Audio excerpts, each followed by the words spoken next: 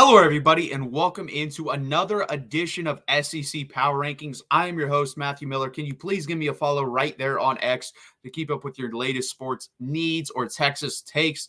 I'm also the host of the Texas Show at 7 p.m. Eastern Time every Monday, 8 p.m. Eastern Time every Tuesday with my boy Tyler for the SEC show on the SEC Voice of College Football channel. Also, if you don't want to watch me, but you want to listen to me, you think my voice is better than my face, go over, check out Spotify, Amazon, Apple, and also while you're down in the description, check out that Amazon link.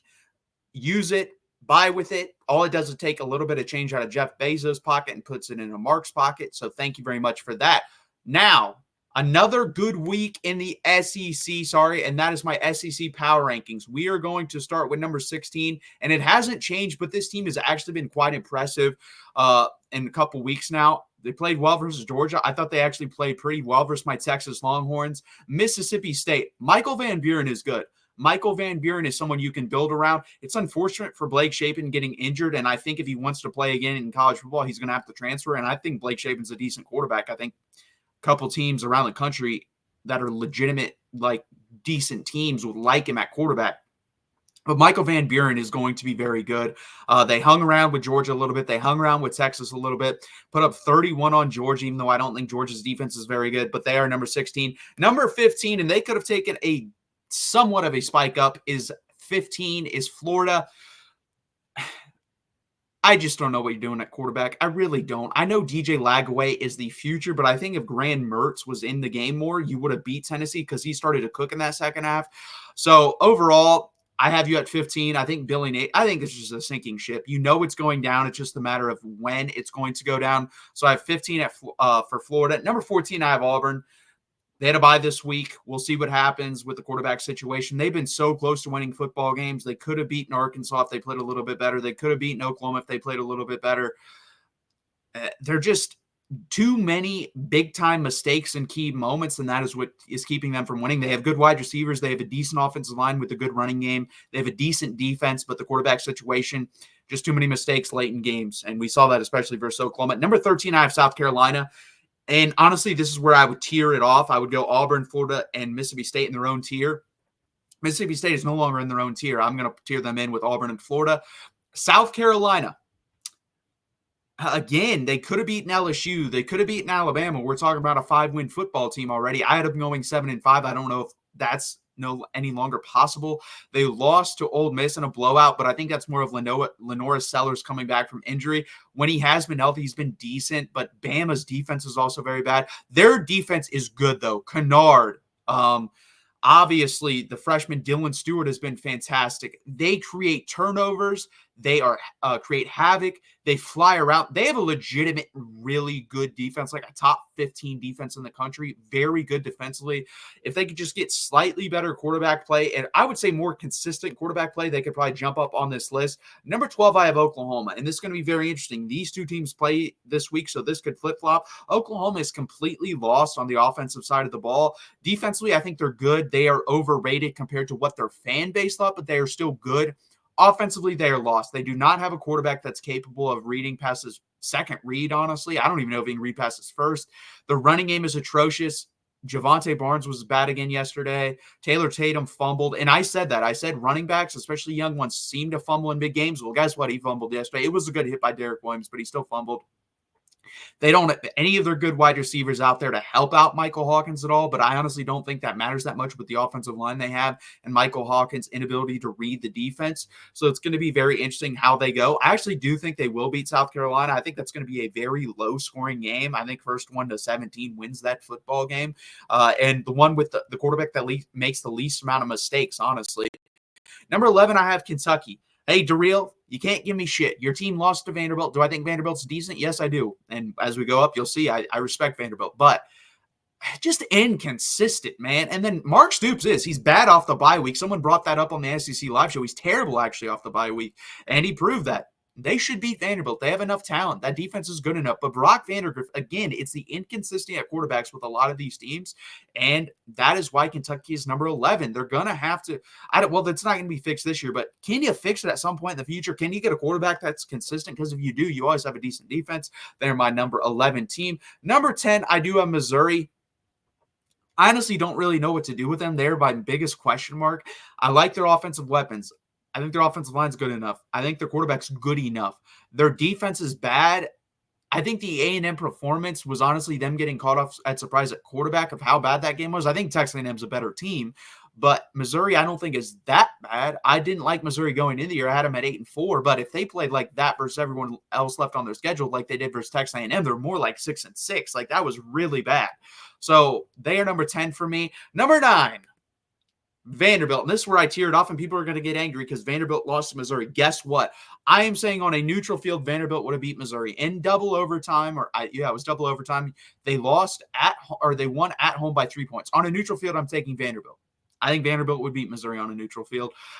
They have been pretty good on defense. I'm actually more shocked by that than anything. I like Diego Pavia transferring over from New Mexico State. Jerry Kill has obviously made a big difference on this staff. They have enough offensive weapons. Eli Stowers, I was dead wrong. I made fun of that. I said, a quarterback going to tight end, he's not that good. Well, look at me. I'm a dumbass because he's pretty good. He'll probably make it into the NFL. He's been pretty damn good for the Vanderbilt Commodores, and I have them at 9. I almost had them here. I did flip it because I do think Ole Miss would beat them on a neutral field. I think Ole Miss defense is good. They have good offensive weapons. I don't believe in the quarterback, and I don't believe in the head coach, and that's going to continue to be the case throughout the year. Lane Kiffin does not win big football games, never have, never will. Jackson Dart is consistently overrated. I don't know why people praise him or think he could be a Heisman finalist at the beginning of the year. Never understood that.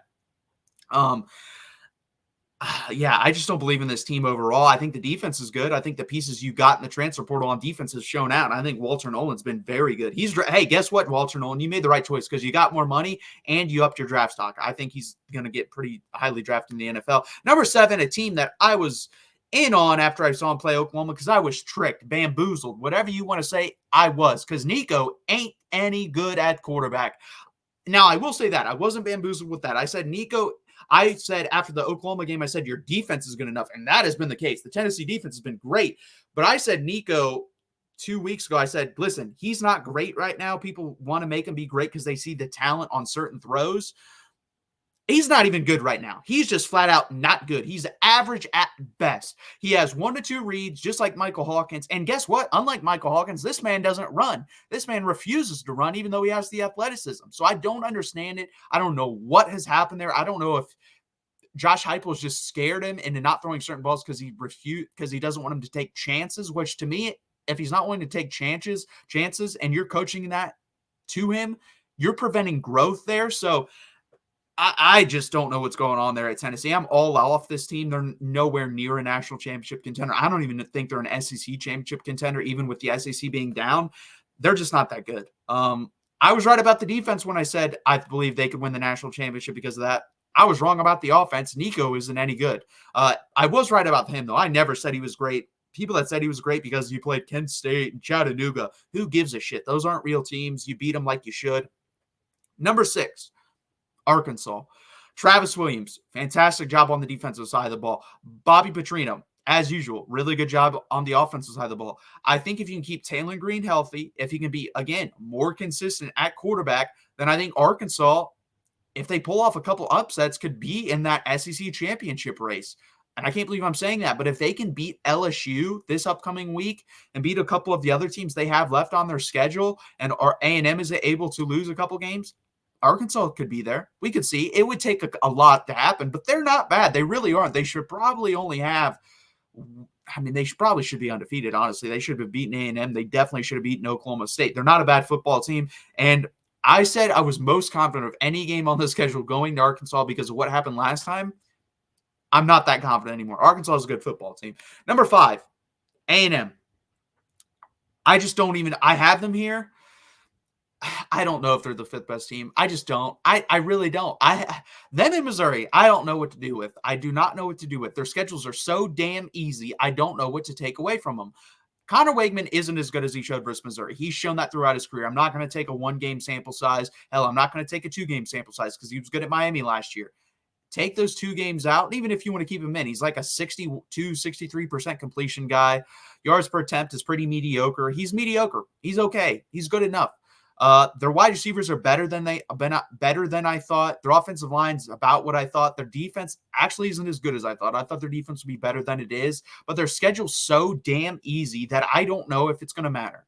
They could be one of those teams, just kind of like Miami of the ACC, where you never really play anyone, and you get there and you kind of get killed in your championship game, or you kind of get to the playoff and you get killed. I could kind of see that happening, but we'll see. Who knows? They have a game in 2 weeks with this team that I have number 4 that I've been most wrong on of the SEC. I said they were the second most overrated team going to the SEC, either first or second. I always change my mind. It was always between them and Missouri. I was right about Missouri. I think I'm going to be wrong about LSU because the defense has gotten better. I said their defense wasn't going to be any better, and I was right the first month of the season. They were terrible. But I really honestly believe without Harold Perkins and them trying to force the defense around him, he gets hurt, I think they become better because they don't try to force the defense or build the defense around him. And I think he's just an average player. I don't think he's that good. I think he's a good athlete, great athlete, but I don't think he's a good or a great football player. I think he's a good football player. And you shouldn't build your defense around good football players. You should only build your defense around great ones. And I think that's the mistake they've made. Obviously, Garrett Nussmeier is very good. At this point, guys, if I'm ranking quarterbacks for like draft status, he might be second or third. He's been very good. Kyron Lacy, obviously very good as well. They found a running game somewhat. The offensive line hasn't been great in the running game, similar to Texas. Fantastic in the pass game, also similar to Texas. But both kind of found it this week versus Ole Miss and Oklahoma. Number 3, I'm still going to have Alabama here because I think they're so explosive offensively, and I think they're going to do enough eventually defensively, and I'm just believing in the talent level. If you want to put them lower, put them lower. But who am I going to trade them with? I can't trade them with LSU at this point. I can't trade them with A&M at this point. So I'm going to have Alabama, but they've been so blah. Honestly, I don't know what to do with them. And number 2, kind of the same thing, like Georgia. Like both these teams, I asked in the question 5 takeaways video that you'll see up. When is the last time either of these defenses were this bad? They're just not. And when I say this bad compared to what they normally are. I think they're average overall in the grand scheme of things, but their secondaries give up too many big plays consistently. They haven't been great. It's going to be very interesting what happens with Georgia and Bama the rest of the year. Number 1, I do have my Texas Longhorns. I think if Texas plays their best game, and Georgia plays their best game, I think Texas wins that game by 10+ points. I think the only way for Georgia to compete with Texas is kind of what we saw versus Oklahoma. If Quinn Ewers has that game, we're going to lose to Georgia.